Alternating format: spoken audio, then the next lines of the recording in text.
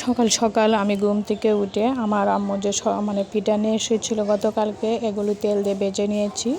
তো ভেজে নিয়ে সবাই খেয়েছি পিঠা। এখানে কিছু পিঠা রয়ে গেছে। তো আর আমি মুরগির মাংস রান্না করার জন্য ভালোভাবে কষিয়ে নিচ্ছি।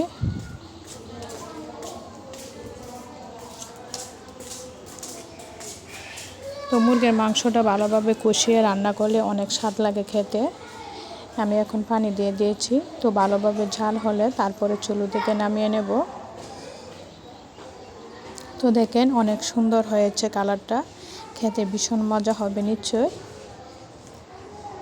তো এর ফাঁকে আমি আরও অনেক কাজ করে নিয়েছি, কারণ আজকে স্কুলে যেতে হবে। এখানে আমি বাবুর জন্য রান্না করেছি কিছু মাংস আর পোলাও রান্না করব। আমার ছোটো ভাই এসেছে, সে পোলাও অনেক পছন্দ করে।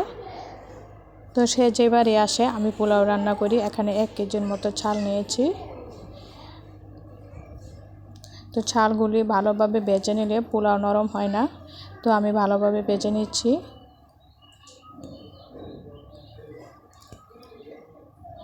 তা ভালোভাবে ভেজে নিয়ে আমি আগে থেকে গরম পানি করে রেখেছি। তো এই গরম পানিটা আমি পোলাও দিয়ে দেব। অনেকে আছে পেঁয়াজগুলি নামিয়ে নেয় আগে। তো আমি পোলাওয়ের পেঁয়াজগুলি ভাজি এগুলি নামাই না, কারণ আমার আম্মু বলে যে পেঁয়াজগুলি নামিয়ে নিলে পোলাওয়ের ভালো গন্ধ হয় না, তাই আমি নামাই না।